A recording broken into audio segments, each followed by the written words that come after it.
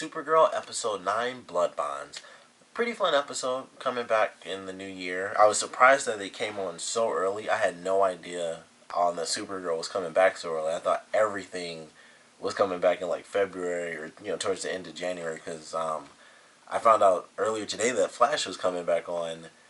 I think in about 2 weeks. So that surprised me as well. I didn't think anything was coming back until February, but good first episode of the new season. I actually thought it was very enjoyable, like pretty much every episode. Definitely fun character development. We got a lot of interesting looks into the past where we see Astra and whatever Kara's mother's name is. I can't remember because they talk about Astra so much. I don't remember her actual mother's name, but same person anyway. So obviously in a sense. But it was pretty cool to get this new story where it's like the first time we get the flashbacks in this episode, it's kind of what we saw before, and it's like, oh, you guys are killing a bunch of people and you're wrong about this and that, and we kind of banish you to the Phantom Zone or Fort Roz at that point. But then we get kind of the second flashback where we learn the truth, and Astra's sister knew, like, I know that you're right about these findings and that things are bad, but you killed a bunch of people, and that was the big point, is like, I can't just let you go because you're right about these findings and these numbers and what's going to happen to our planet. But that's not good enough when you killed a ton of people to kind of put the message out there. So I like that. I thought it was pretty interesting, and of course the blood bonds, that being a big thing, like blood bonds us all. I thought that was very nice. I thought it kind of went through every single portion of this episode. It went from beginning to end. It was Kara, trying to figure out how to deal with her aunt and technically her uncle, and then trying to figure out everything with Cat Grant and being Kara and not being Supergirl, and then at the end explaining, like, the reason I need to stay here is because it's kind of her human side. Like, her being there is her human side, and the friends that she has there, just like John, like, I'm just gonna call him that, but just like John being at the DEO, like that keeping him human, that's the same for Kara. So I thought that was really cool, and it goes through a lot of different stuff, and her bonding to a lot of different elements. Her being, Kryptonian, but her also growing up on Earth and being a decent person, being a decent, human in a sense. So I certainly enjoyed that. I think one of the coolest things about this episode was probably the fact that there was a lot going on. Even though it seemed fairly simple, there were a lot of different little elements in here that were just left and right, random little issues. One being, once Hank I'm probably going to jump back and forth, I guess. But once Hank / John gets taken, or before, I guess before he's actually taken, we get the reveal to Kara where she's listening, which I love that. So that was really cool. All right, no, that was the end of the episode. What am I thinking? That was the very end of the episode, but that was still cool that they didn't hold that off from her for too long, and also it helped her out eventually at the end with Kat. But I like that. That was a cool little moment. It was like, you might need to transform because we're surrounded right now. And they had it where she's like, what the heck is she talking about? For like a quick second, Kara has the little look on her face. I was like, sweet. She listened, and she wasn't even remotely afraid to bring it up. It was like, all right, they got the army out of their place, which was pretty cool. That was, one of the crazy little issues they had to deal with in this episode. And then as soon as they're gone, it's like, so what does she mean by you have to transform? And it was just like, that's it. Like, normally she's fairly coy about certain things, but it was just like, I need an answer to this, and she got her answer. So I certainly love that they didn't hold that off for a super long time. I love the joke they made where she was like, you could have told me, I can keep a secret, and they were both just like, no, you can't. Like, I like that moment a lot. But that was really fun. Astra actually agreeing to the to their deal, to their arrangement of a trade, that was actually pretty cool too. Like, she chose not to do a full-on attack. She easily could have. There were like 6 people there, and then they had like a dozen people, a dozen people with super strength that can fly and shoot lasers and stuff like that. Well, they aren't all Kryptonians, but they could all at least fly, and most of them seemingly have, strength far more enhanced than humans. So they easily could have won. They could have wiped out their main, confrontation. They would have wiped out the directors of the DEO. They would have wiped out Supergirl. As sad as that would have been, for Astra. So, there's kind of that weight there. But ultimately, they are enemies. But she honored that agreement. And I thought that was pretty cool. I was like, that was actually a pretty cool moment. And then she does say, don't think that this is a truce. But as Kara says, we'll just call it a start, at least. So I like that. It was like a nice, interesting way to end the conflict of the episode, because Astra went through a lot. Like, she gets hit with the kryptonite, which they've done a lot of weird things with kryptonite in this show. And that was one of them, because that should have killed her. Like, that should have flat out been like, she's done for. She should instantly be dead. One thing that I noticed, and I thought it was really weird, but especially when they were doing the syringe thing, when he threatened to do that, I was like, they know they can just like turn up the rays because they're set at like a low thing so they don't kill him. But kryptonite, I mean, we've seen kryptonite, we've seen what it does to people, in the show, because that's just what it does in general. It has like a really adverse effect on Kryptonians. And she's in this room, she's powerless, and I was thinking, like, they could just turn the lights up, or, turn the kryptonite rays up, or whatever they have, whatever that setup is. They could just turn it up and she'd drop like a fly. Or they could have turned that up before they opened the thing, because she was, like, fighting back. I'm like, if they just turned that up, like, 10%, she would have dropped like a fly, and they could have just been like, boom, we're done. No arguments whatsoever. But it was really weird during that scene. She was fighting back, and they were about to inject her and stuff. And then Kara came in, and she dropped straight to the floor, and I was like, that makes no sense to me. It seemed really weird. And I was trying to figure it out, like, because they don't, explain it, and I thought it was just weird. I don't know if it kind of has something to do with the fact that she's been in the room for so long. It doesn't actually just flat out hurt her anymore, or for Astra, I mean. Or if it's just the fact that maybe because she's just older and stronger, she has at least somewhat more resilience to kryptonite, even though she'd never been introduced to it, so that wouldn't really make any sense. If it's a brand new element you're introduced to. But I guess that's really the only explanation, is that she'd been in the room for so long. She's basically in a human point, but I thought it was really weird that that was the case, and then it's like, Kara walked in the door and was like, oh, and she like fell down and she could barely stand up. So it's like, it's really weird that she's having such an insane effect, or she's being, so affected, when Astra was like fighting back and she's like yelling and still trying to struggle, and Kara's just like being held up by Alex, and not even completely, because she was like all on the ground. I thought it just seemed weird how they had such different reactions to the levels of kryptonite in the air. And then, like I said, once she was infected, or Astra was like hit with the syringe, I was like, she should be dead. Like, as cool as that visual was, where her veins went green because there was literally kryptonite in her bloodstream. She should be dead. Like, that makes no sense whatsoever to me that she survived.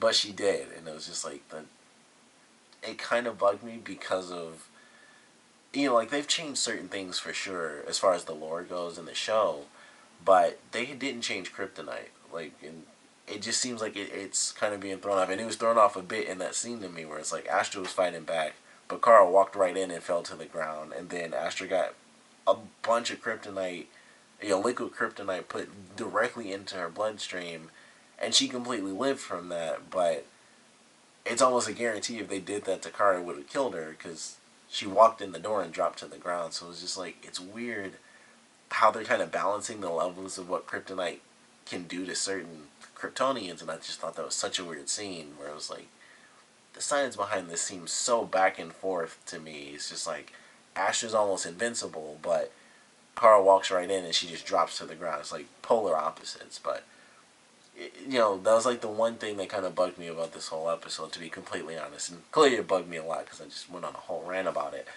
But another really cool thing was definitely Jimmy going out on his own, and Wynn kind of backing him up, and the two of them kind of working behind the scenes and letting Kara try to figure out her own stuff, and them trying to see what the heck is going on with Maxwell Lord.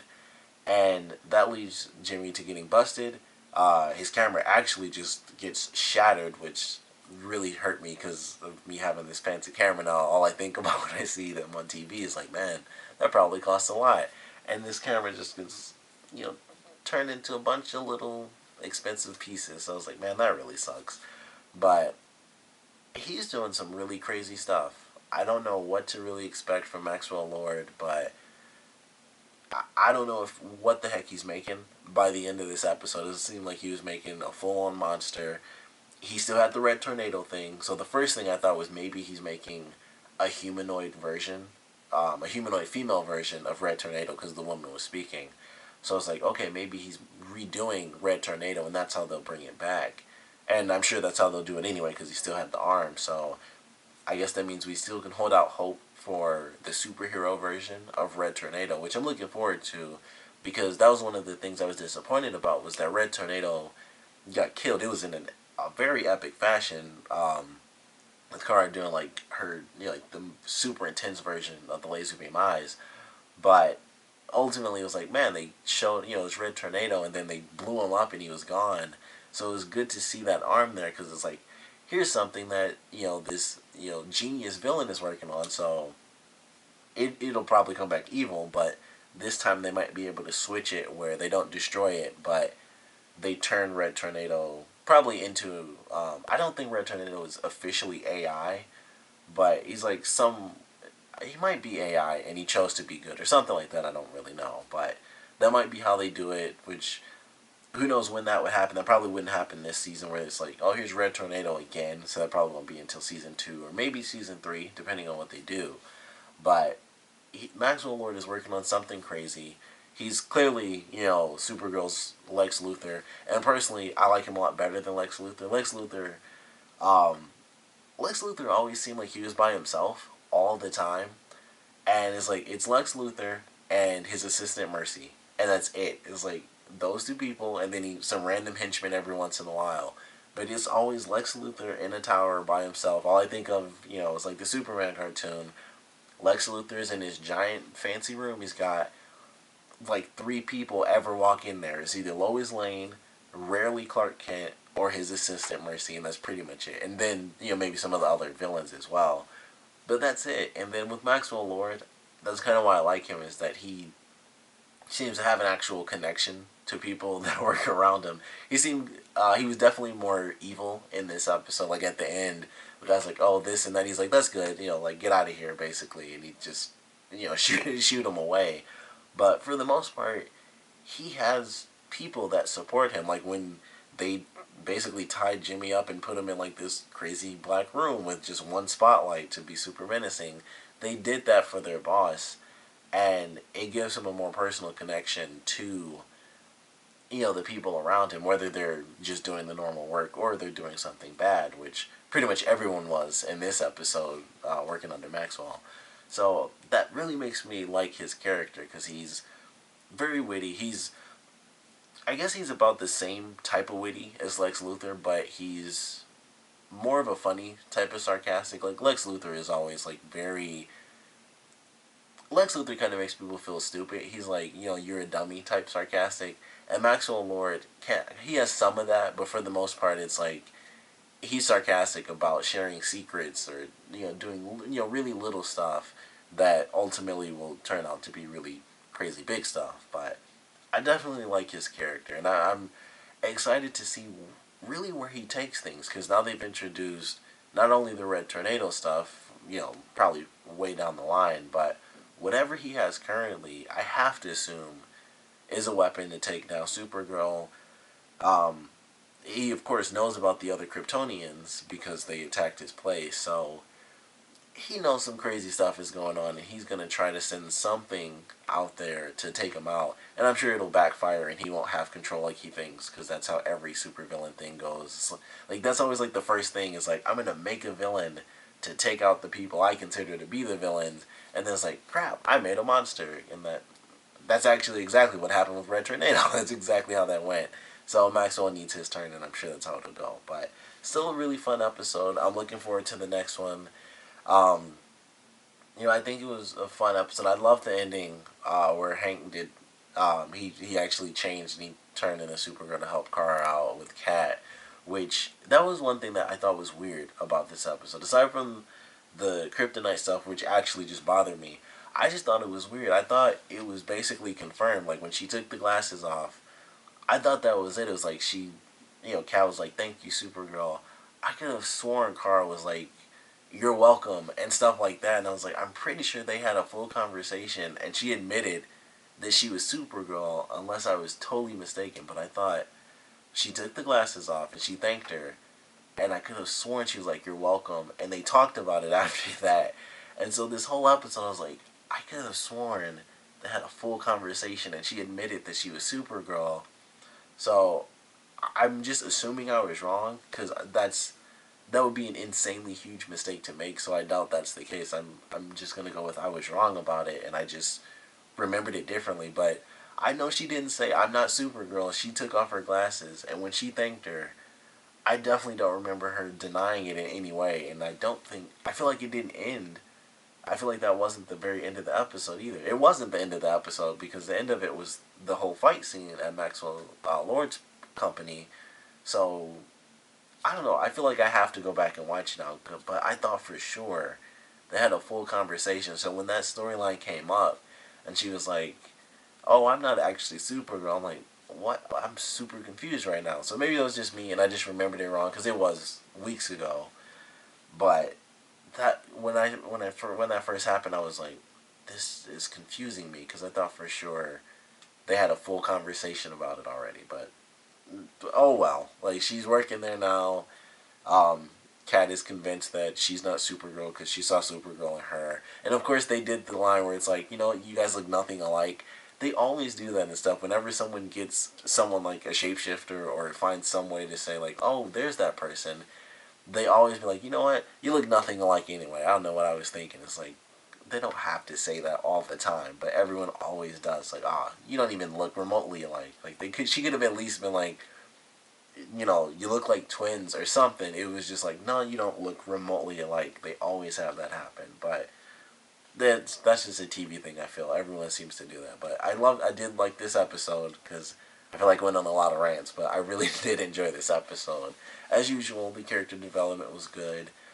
I am very curious to see where they take, kind of the battles now, because they did kind of reach an interesting, well, it's not a truce, but they reached an interesting point with Astra and the rest of her people as enemies. And then, of course, whatever the heck is happening with Maxwell Lord, that should be pretty insane, to be totally honest. So I'm looking forward to that. But, of course, I want to know what you guys thought about this episode. So please comment below. Let me know your favorite parts, your least favorite parts.